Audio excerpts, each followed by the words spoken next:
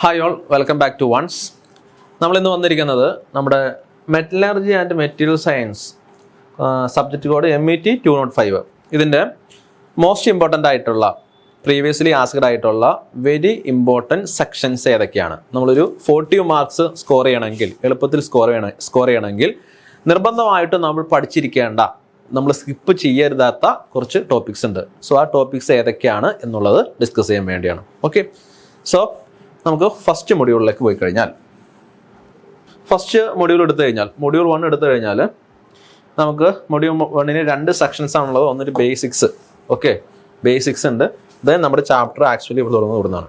So വേണമെങ്കിൽ നിങ്ങൾക്ക് basics വിടാം, ക്വസ്റ്റ്യൻ ചോദിക്കില്ല എന്നല്ല, ഇവിടുന്ന് ക്വസ്റ്റ്യൻ ചോദിക്കാറുണ്ട്, പക്ഷെ നിങ്ങൾക്ക് അത്ര ഇമ്പോർട്ടൻ്റ് അല്ല. ഇപ്പോൾ പ്രൈമറി ബോണ്ട് എന്താണ്, സെക്കൻഡറി ബോണ്ട് എന്താണ് എന്നൊക്കെയുള്ളതാണ് ചോദിക്കാറ്. സോ നിങ്ങൾ ഫസ്റ്റ് പഠിക്കേണ്ടത്, ഫസ്റ്റ് തിയറി പോർഷനായിട്ട് നിർബന്ധമായിട്ടും പഠിച്ചിരിക്കേണ്ട ഒരു കാര്യമാണ് ആറ്റോമിക് പാക്കിംഗ് ഫാക്ടർ എന്താണെന്നുള്ളത്. പ്രീവിയസ് ഇയർ ക്വസ്റ്റ്യൻ ആണ് atomic packing factor. Okay, then നിർബന്ധമായിട്ടും പഠിച്ചിരിക്കേണ്ട മറ്റൊരു കാര്യമാണ് മില്ലർ ഇൻഡൈസസ്. ഓക്കെ, മില്ലർ ഇൻഡൈസ് വെച്ചിട്ടുള്ള പ്രോബ്ലം ചോദിക്കാം.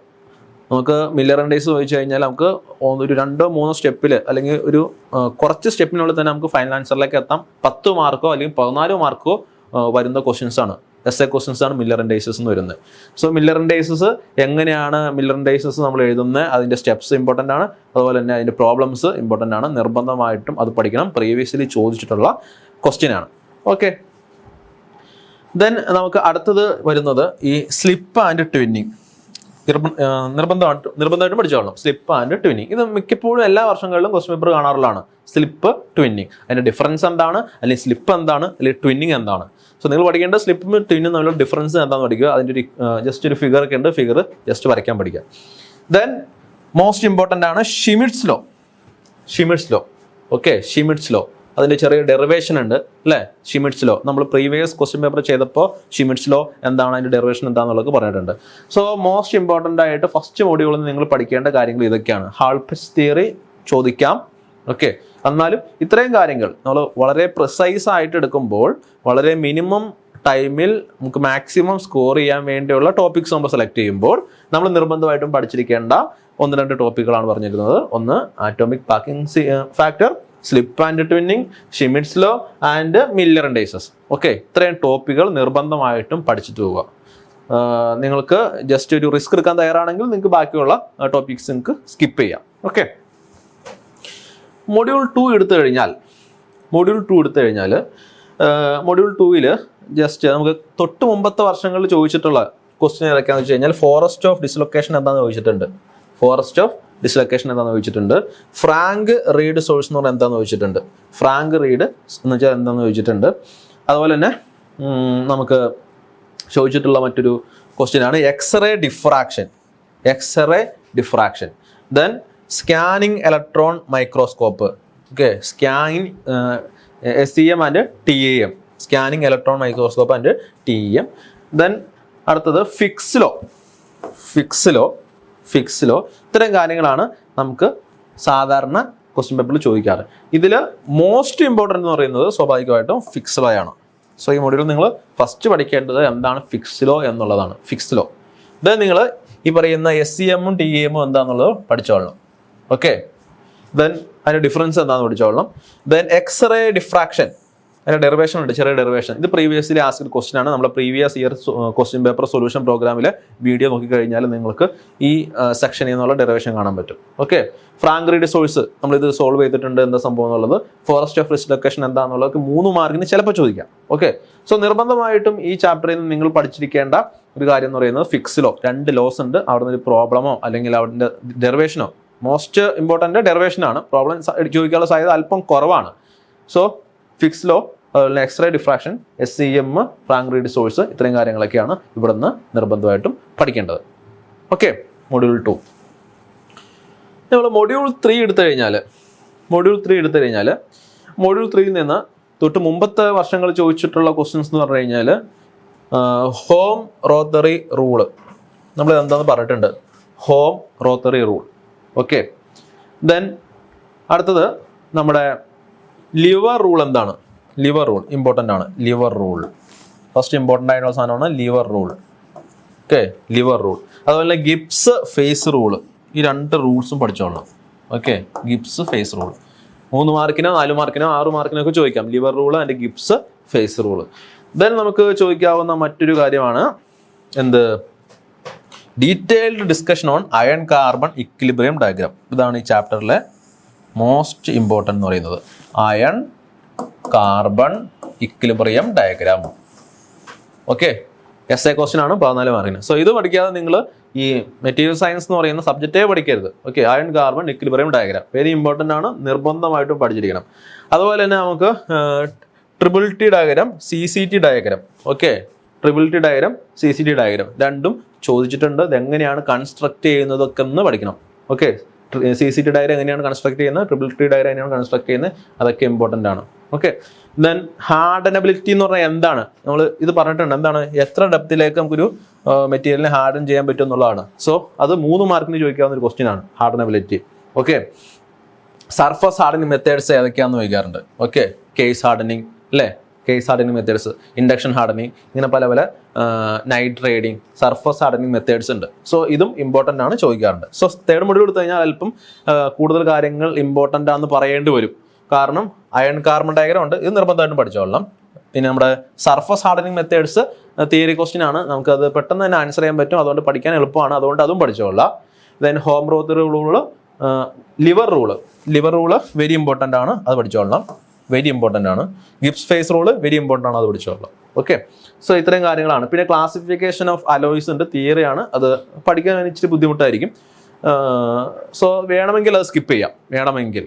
ഓക്കെ, സോ നിർബന്ധമായിട്ടും പഠിച്ചിരിക്കേണ്ടത് iron carbon diagram, lever rule, Gibbs phase rule, അതുപോലെ തന്നെ surface hardening methods, triple T and CCT diagram. Okay, ഇത്രയും കാര്യങ്ങൾ മൊഡ്യൂൾ 3 നിന്ന് നിർബന്ധമായിട്ട് നിങ്ങൾ പഠിക്കാം. ഓക്കെ, ദെൻ മൊഡ്യൂൾ 4 എടുത്തു കഴിഞ്ഞാൽ മൊഡ്യൂൾ 4-ൻ്റെയും മൊഡ്യൂൾ 5-ൻ്റെയും സിലബസ് വളരെ ക്രിസ്പ് ആൻഡ് ക്ലിയർ ആണ്, സിമ്പിളാണ്. നോക്കിയേ, മൊഡ്യൂൾ 4 എടുത്തു കഴിഞ്ഞാൽ നമുക്ക് ഫസ്റ്റ് ഉള്ളത് അലോയ് സ്റ്റീലാണ്. What are the different types of alloy steels? Okay, and how alloying element effect the properties of steel. അതൊരു ക്വസ്റ്റ്യൻ തന്നെയാണ്, സിലബസിന്റെ ഈ സെന്റൻസ് ഒരു ക്വസ്റ്റ്യൻ ആണ്. How different alloying elements affects the properties of steels. Okay, so അവിടെ നിന്ന് ഒരു question നിർബന്ധമായിട്ടും ഉണ്ടാവും.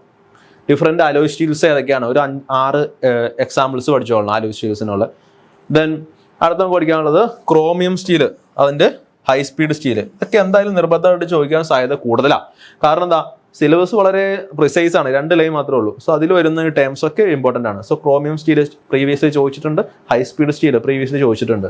ഓക്കെ, സോ ഇത്രയും കാര്യങ്ങൾ അറ്റ്ലീസ്റ്റ് പഠിക്കുക. ഓക്കെ, എന്തൊക്കെയാണ് നമ്മുടെ ഈ പറഞ്ഞിരിക്കുന്ന അലോയ് സ്റ്റീല്, അതിൻ്റെ ഓരോ അലോയിങ് എലമെന്റ്സിന്റെ എഫക്റ്റ് എന്താണ്, chromium steel, high speed steel. പിന്നെ നമുക്ക് ഒന്നാമത് വരുന്നത് കോൾഡ് വർക്കിങ്ങും ഹോട്ട് വർക്കിങ്ങും തമ്മിലുള്ള വ്യത്യാസം എന്താണ് ഇമ്പോർട്ടൻ്റാ, വെരി ഇമ്പോർട്ടൻ്റ് ആണ് കേട്ടോ. Cold working and hot working തമ്മിലുള്ള വ്യത്യാസം എന്താണ്? റീക്രിസ്റ്റലൈസേഷൻ ടെമ്പറേച്ചറിന്റെ താഴെയാണെങ്കിൽ അത് കോൾഡ് വർക്കിംഗ്, നമ്മൾ വർക്ക് ചെയ്യുന്നത് അല്ലെങ്കിൽ ഡിഫോർമേഷൻ ചെയ്യുന്നത് റീക്രിസ്റ്റലൈസേഷൻ ടെമ്പറേച്ചറിന്റെ താഴെയാണെങ്കിൽ അത് കോൾഡ് വർക്കിങ്ങും, അതുപോലെ റീക്രിസ്റ്റലൈസേഷൻ ടെമ്പറേച്ചറിന്റെ മുകളിലാണെങ്കിൽ ഹോട്ട് വർക്കിംഗും ആണ്. ഓക്കെ, സോ വെരി ഇമ്പോർട്ടൻ്റ് ആണ്. What is the difference between cold working and hot working? Alloy steel ഒരു 6 അലോയ് സ്റ്റീൽസിന്റെ നെയിമും അതിന്റെ എഫക്റ്റും പഠിച്ചോളൂ, അതിന്റെ കോമ്പോസിഷൻ അതൊക്കെ പഠിച്ചോളണം. ക്രോമിയം സ്റ്റീൽ എന്താണെന്ന് പഠിച്ചോളണം, ഹൈ സ്പീഡ് സ്റ്റീൽ എന്താണെന്ന് പഠിച്ചോളണം. ഓക്കെ, സോ അത്രയാണ് മൊഡ്യൂൾ 4.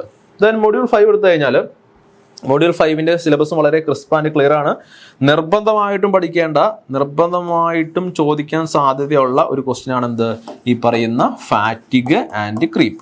ഓക്കെ, എന്താണ് fatigue and creep? What is the difference between fatigue and creep? എന്താണ് ക്രീപ്പ് എന്ന് പറഞ്ഞാൽ? എന്താണ്, എലവേറ്റഡ് ടെമ്പറേച്ചറിൽ കോൺസ്റ്റന്റ് ആയിട്ടുള്ള അല്ലെങ്കിൽ സ്റ്റഡി ആയിട്ടുള്ള ലോഡ് വരുമ്പോൾ ഡീഫോർമേഷൻ സംഭവിക്കുന്നതിനാണ് ക്രീപ്പ് എന്ന് പറയുന്നത്. ഫാറ്റിക് എന്ന് പറയുന്നത് എന്താണ്, സൈക്ലിക് ലോഡ് ആക്ട് ചെയ്യുമ്പോൾ, ഒരു വസ്തുവിൽ കണ്ടിന്യൂസ് ആയിട്ട് സൈക്ലിക് ലോഡ് ആക്ട് ചെയ്യുമ്പോൾ അതിന്റെ സ്ട്രെങ്ത്തിന്റെ ലോവർ വാല്യൂവിൽ, അതിന്റെ സ്ട്രെങ്ത് എത്രയാണോ അതിനേക്കാൾ ലോവർ ആയിട്ടുള്ള ഒരു സ്ട്രെസ്സിൽ ഫെയിൽ ആകുന്നതിനാണ് ഫാറ്റിക് എന്ന് പറയുന്നത്.